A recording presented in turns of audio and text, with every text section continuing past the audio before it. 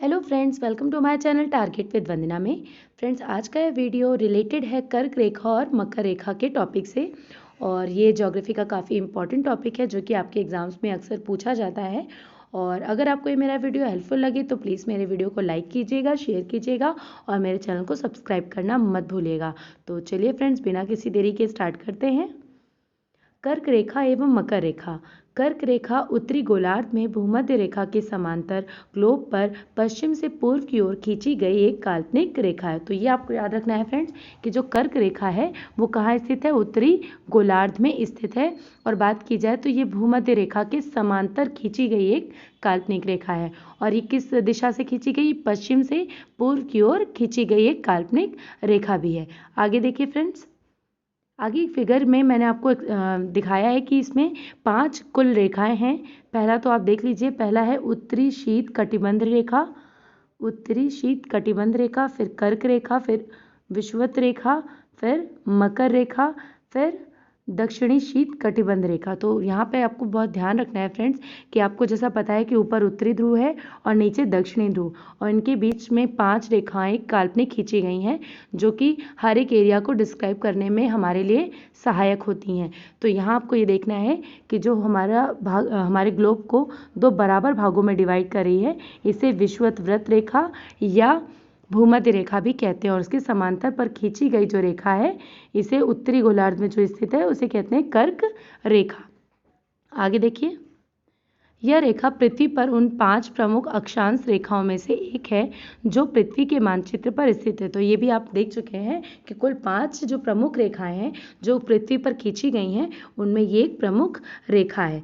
Next देखिए, कर्क रेखा पर सूर्य दोपहर के समय लंबवत चमकता है। तो फ्रेंड्स, ये आपको याद रखना है कि जो कर्क रेखा है यानी कैंसर लाइन, इसको ट्रॉपिक ऑफ कैंसर भी बोलते हैं, पर सूर्य जो है दोपहर के समय लंबवत चमकता है, यानी सबसे ज़्यादा गर्मी दोपहर के समय यही होती है।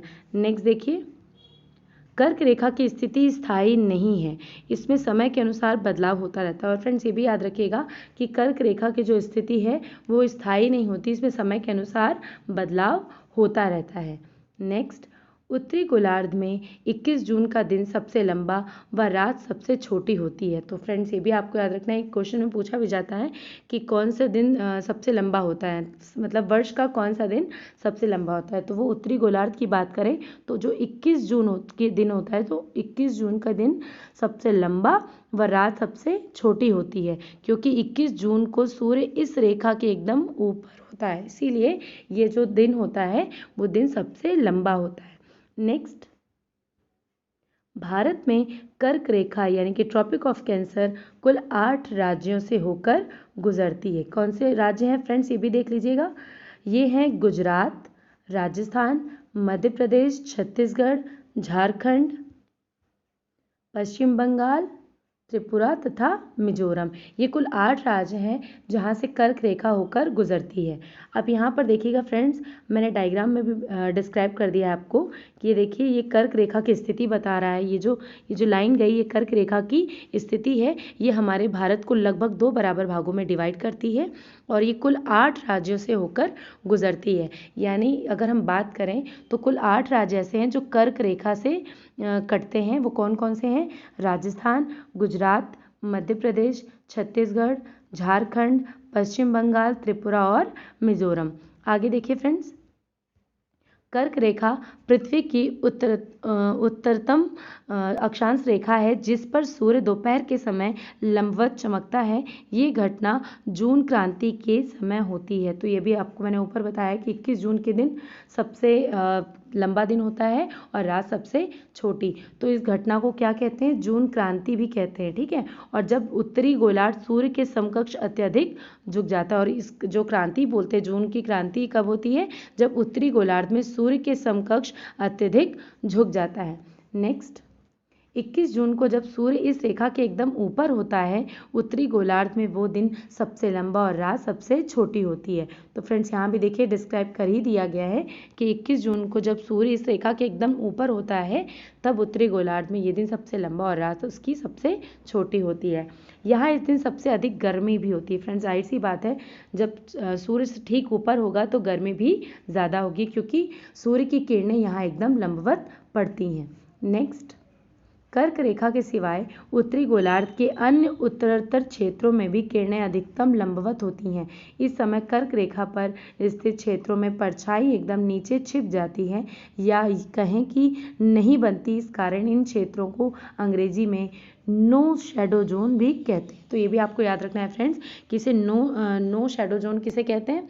तो ये उत्तरी गोलार्ध में स्थित हर एक क्षेत्र के लिए कहा जाएगा, क्योंकि यहाँ पर उनकी परछाई नहीं बनती। सूर्य के अत्यधिक निकट होने की वजह से या बिल्कुल सीधे होने पर इनकी जो परछाई है वो नहीं बनती, इसलिए यहाँ पर जो उत्तरी गोलार्ध है वहाँ पर गर्मी पड़ती है और ज़्यादा गर्मी होती है। और अगर अंग्रेजी में बात करें तो इसको नो शैडो जोन भी कहते हैं।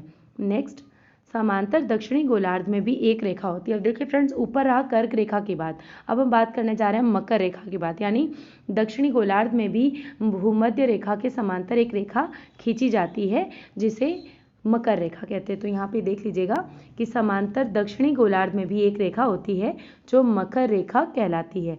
भूमध्य रेखा इन दोनों के बीचों बीच स्थित है। तो ये आप याद रखिएगा कि अगर हम बात करें पूरे ग्लोब की तो बीच में आती है भूमध्य रेखा, उत्तरी में आती है कर्क रेखा, और अगर दक्षिण गोलार्ध की बात करें तो यहाँ आती है मकर रेखा। नेक्स्ट, कर्क रेखा से मकर रेखा के बीच के स्थान को उष्ण कटिबंध कहा जाता है। यानी कर्क रेखा से जो मकर रेखा के बीच का जो स्थान है उसको किस नाम से जाना जाता है? उष्ण कटिबंध के नाम से जाना जाता है। नेक्स्ट, इस रेखा को कर्क रेखा इसलिए कहते हैं क्योंकि जून क्रांति के समय सूर्य की स्थिति कर्क राशि में होती है। सूर्य की स्थिति मकर रेखा से कर्क रेखा की ओर बढ़ने को उत्तरायण और कर्क रेखा से मकर रेखा की को वापसी को दक्षिणायन कहते हैं। तो फ्रेंड्स, आपने ये वर्ड सुना होगा उत्तरायण और दक्षिणायन। तो यहाँ पे आपको याद रखना कि जो जून क्रांति का समय होता है तो जो सूर्य की स्थिति होती है वो आपको पता है कर्क राशि में होती है, यानी कर्क राशि बोलने या कर्क रेखा पर होती है, इसलिए तो उसे बोलते हैं सूर्य की स्थिति जब मकर रेखा से कर्क रेखा की ओर जाएगी। ध्यान दीजिएगा, जब दक्षिण से वो उत्तर की ओर यानी कि कर्क रेखा में प्रवेश करेगी तो इसे बोलेंगे उत्तरायण। क्या कहेंगे फ्रेंड्स? उत्तरायण कहेंगे। और जब कर्क रेखा से वापस मकर रेखा की तरफ जाएगी तो इसे कहेंगे दक्षिणायन।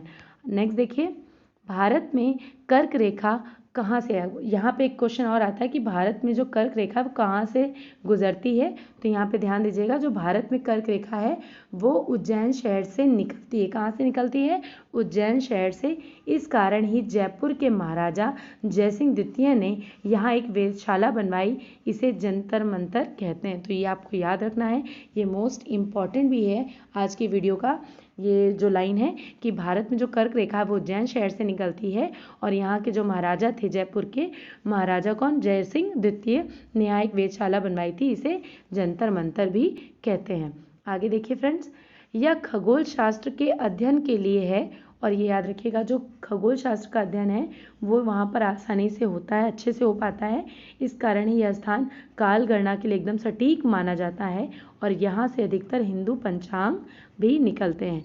तो फ्रेंड्स, ये था मेरा आज का वीडियो। अगर आपको ये मेरा वीडियो हेल्पफुल लगे तो प्लीज़ मेरे वीडियो को लाइक कीजिएगा, शेयर कीजिएगा और मेरे चैनल को सब्सक्राइब करना मत भूलिएगा।